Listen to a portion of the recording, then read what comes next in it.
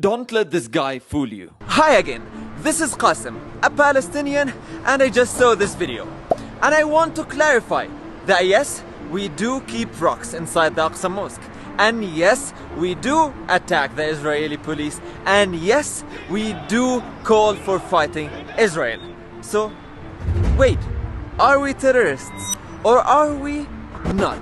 Firstly, let's ask ourselves, what is the army doing in the first place inside the premises of Al-Aqsa Mosque? It's a place of prayer, they're not needed.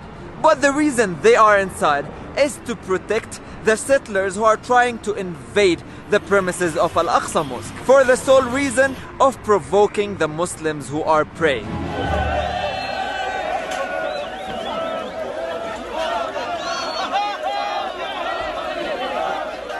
And the police, instead of keeping these people out, they protect them. Mosque. Suddenly the soldiers vacated the mosque without any alert. There are many, dozens of people who were injured from the bomb here and the bullets.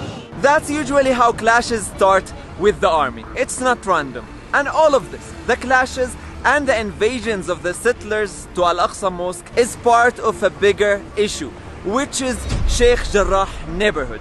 The 500 Palestinians who are facing forced displacement from their houses in a Palestinian neighborhood in Jerusalem, so some settlers can steal these houses and move in, supported by the Israeli government.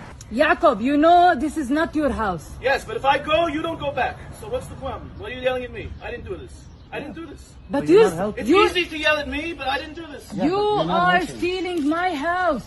And if I don't steal it, someone else is going to steal it. I talked about this issue of Sheikh Jarrah neighborhood in my past video, so I will not go deeper. So, showing this without showing this or that is not fair. But it's okay, because we know that showing this part does not serve your agenda of playing the victim. Look at all the peacemakers of Israel talking about what's happening. None of them are mentioning Sheikh Jarrah neighborhood, which is the most important thing that's happening now, and they're just talking about the result, which is what's happening in Al-Aqsa. If you're watching this and you don't know who settlers are, they are simply extremist Jews who come from different parts of the world to live in illegal settlements of Israel in Palestinian territories. They are the Jews that even Israelis themselves hate for their unethical approach and their illegal existence in the Palestinian territories. It's all it. What you say? In your dream. It's belong to Israel. In your dream. Okay? In your dream. In your dream. Not Palestine. It's finished Palestine. They're the ones who celebrated yesterday the burning of Al-Aqsa Mosque. And they're the ones who celebrated before the burning of Ali Dawabshe, a 2-year-old baby, and his family.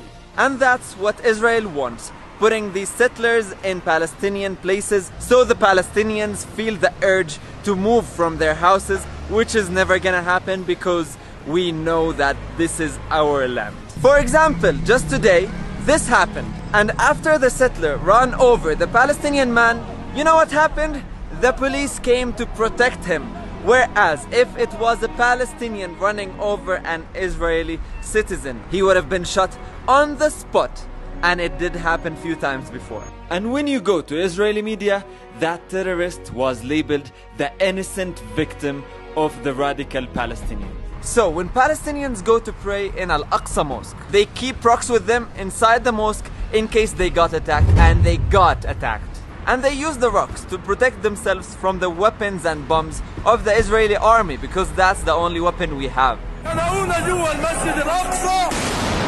And of course, when the attacks happen, they take refuge inside the mosque, because where else will they go if they get attacked during prayer?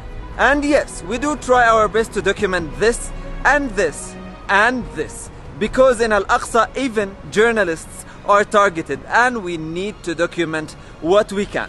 If George Floyd was not filmed, probably he wouldn't have got justice. And if we Palestinians don't document our oppression, no one will. So many Jews understand this, and they are against your oppression. You have been exposed. Thank you. And I hope by this video you've seen the full story.